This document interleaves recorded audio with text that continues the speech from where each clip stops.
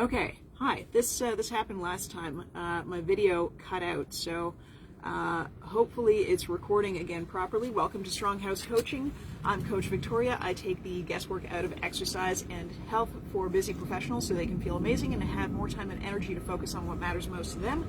Today we are doing an exercise clinic on push-ups. This is my second one, so thank you for joining me. I'm going to break it down for you today. I'm going to break down push-ups. I'm going to talk about the purpose of push-ups, the body parts that are involved, the most common mistakes, proper technique, and regressions and progressions, how to make your push-ups easier or more challenging depending on your ability level. So, the purpose of push-ups. Probably not what you think. The purpose of push-ups really is just to get better at push-ups. The purpose of most exercises, in fact, is to get better at that particular movement pattern, to get stronger at it. So with push-ups, we're talking about a horizontal push in a closed chain exercise. And what I mean by closed chain is, I'll explain it this way. Closed chain exercise is where the thing that you are exerting against is either so large or so heavy that you can't move it, so you move yourself. The earth is too hard for me to push down, so I push myself up. That is a closed chain exercise. An open chain is something like a bench press where you can move the thing that you're exerting against, so you move it instead of it moving you. Another example would be pushing your kid in a swing or pushing a car out of a ditch. That is an open chain exercise, assuming you can move the car. And that's how it is with most exercises. The purpose is to get better at that movement pattern. Now, body parts involved. Arms, chest, and shoulders, right? Half right. Yes, definitely triceps get worked in push-ups, as do your deltoids and absolutely your pecs. But guess what else gets worked? Your abs, your back, your quads. Push-up is a plank. Right? It's basically just moving up and down in a plank. So yeah, absolutely your abs and your back are going to get worked. Your quads have to help keep your legs straight. So yeah, your leg, unless you're doing a kneeling push-up. So your legs are going to get worked a little bit. Not a ton, but if you're doing a lot of push-ups, you might start to feel a bit of a burn in your quads. And also a not very well-known muscle called serratus anterior that helps to stabilize your shoulder blades. The muscle, if you take a look at a picture of a bodybuilder and you see these sort of serrated, jagged, ripply muscles along the ribs, that's serratus anterior because it looks serrated. And that helps to stabilize your shoulder blades so that your shoulders and your joint capsule is not taking so much of the work in a push-up. And I'll explain that when I get into common mistakes, which I'm about to talk about. So, in my 10 plus years as a coach, I have seen so many horrible push-ups from men and women alike, and just so many different yet common mistakes. So I'm going to take you through a few of them. Now, in regular push-up, most common mistake I see, actually in any kind of push-up really, the most common mistake I see is half-assing it. Cheating the push-up, not going down all the way, right? This is not a push-up. This is nothing. Push-up, you have to go all the way down and all the way up. That is a push-up. That is one of the most common mistakes, whether you're doing regular push-ups or kneeling push-ups. Now, with kneeling push-ups, another common mistake is leaving your butt in the air. Also not really a push-up. Your hips come down with you. Another common mistake I see, and this is, for some reason, I think I see it more with guys than with women. This is not a push-up. This is inappropriate. That's what this is. You have to stay in the plank position. Your elbows have to bend. And again, you've got to go all the way down and all the way up. A couple other common mistakes I see. Trying to kiss the ground. Right? Not a push-up. My face touching the ground does not count as a push-up. Again, chest and hips have to go all the way down. A couple other common mistakes I see. I don't know if you can see my hands in this position, but I often see people's forefingers and thumbs coming off the ground when they go into a push-up. This is the strongest part of your hand, so I don't know why you would want to take it out of the equation. Your whole hand has to stay gripping the floor or the ground, whatever you're doing. And another common mistake I see, and this one is a little bit more subtle, it's a little bit trickier, and I usually have to address it with most of my clients, and that is the shoulder blades. That is sinking into the shoulder blades before you get all the way down. So you see how my shoulders are kind of hiking up on my ears? We don't want that. We want the shoulder blades gradually coming together as you go down so that they're all the way together when you're at the bottom of the push-up. And I'll show you so that you can see what my shoulder blades are doing. So my arms are straight here, and I'm coming down in the push-up, and my shoulder blades are gradually coming together, and they're all the way together at the bottom of the push-up, and then they're all the way apart at the top of the push-up. And the reason for that is because we want the serratus anterior working in the push-up. If you do the push-up where you're bringing your shoulder blades together right away, the front portion of your joint capsule of your shoulder is going to take a lot more load than it's meant to. And that, in time, can lead to a shoulder injury or just shitty form. So we want the shoulder blades working with the shoulders in proper timing. So correct technique for a push-up. I usually like to start from the ground up in a push-up, but it's pretty gross and I just did laundry yesterday, so I'm not going to do that. You get yourself into a plank position. If you're doing a kneeling push-up, it's the same thing except your knees are on the ground.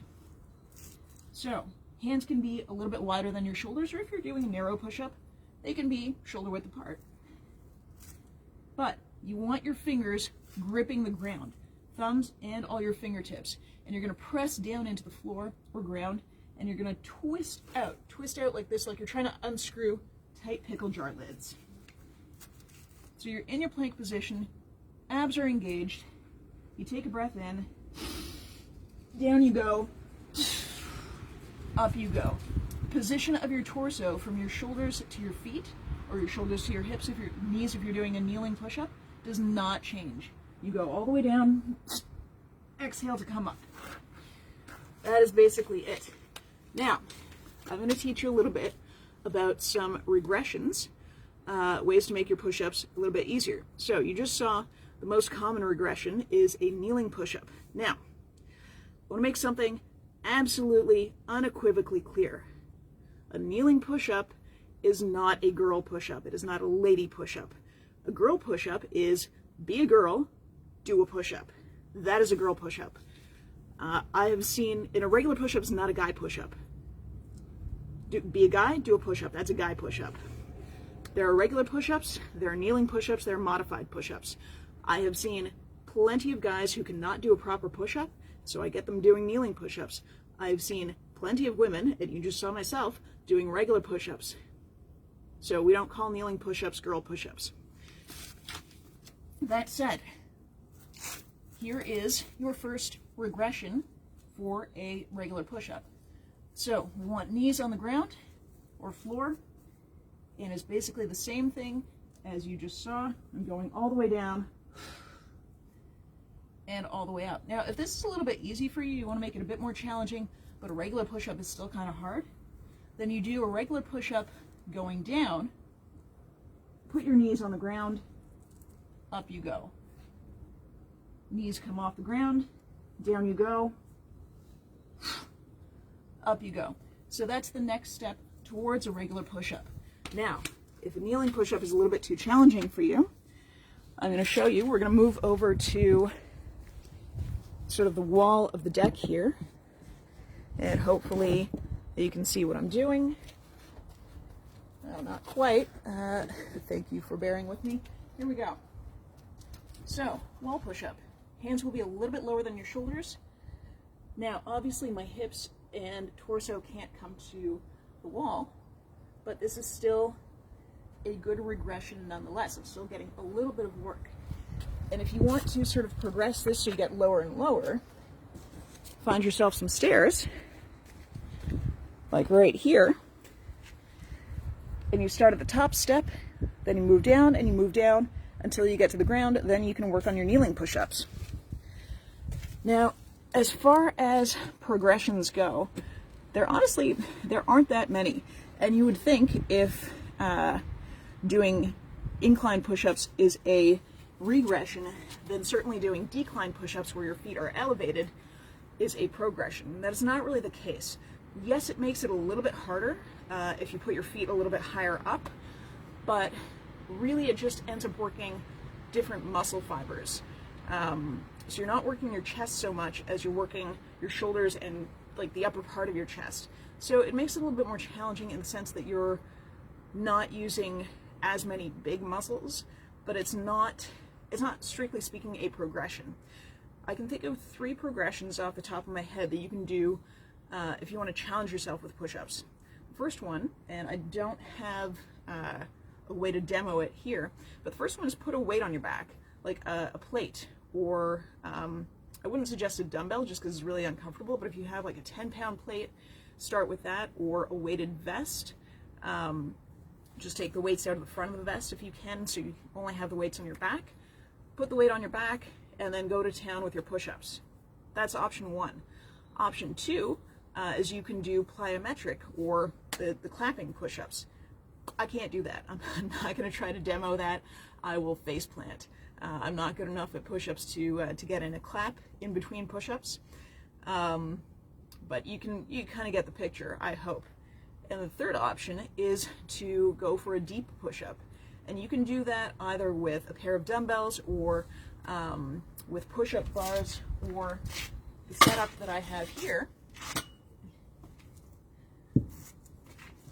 so that you have a little bit more depth. Basically, it just works the muscles a little bit more if you have the range of motion in your shoulders. So I can get my chest lower than I would if I were just going all the way to the ground, like so.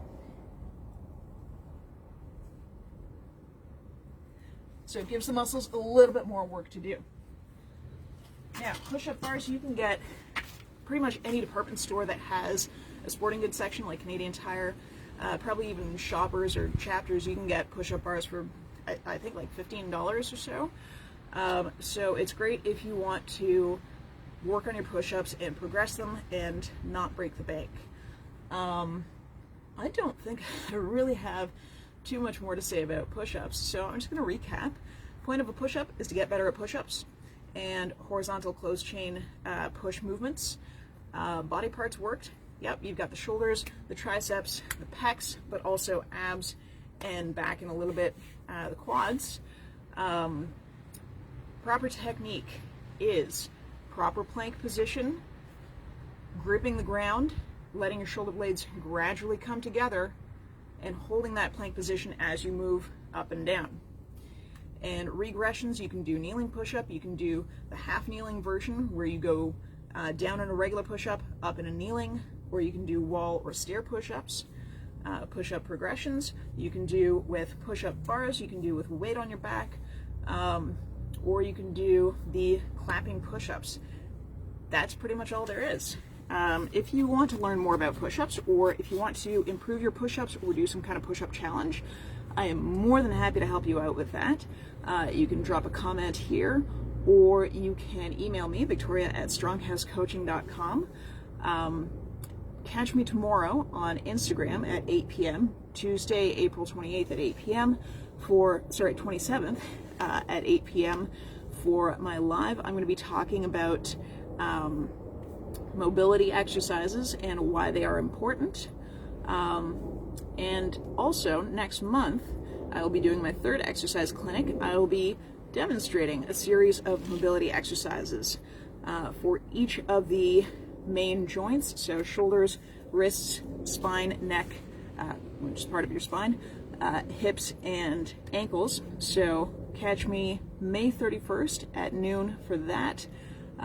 Stay tuned, because I might have to change the time. I have my son home with me that day, so I may have to alter the time for that, but hopefully not. Hopefully he will be obliging and let me do my work. Again, thank you for watching. Thank you for joining me. And if you have any questions, shoot me an email or drop me a comment. And have a wonderful rest of your week.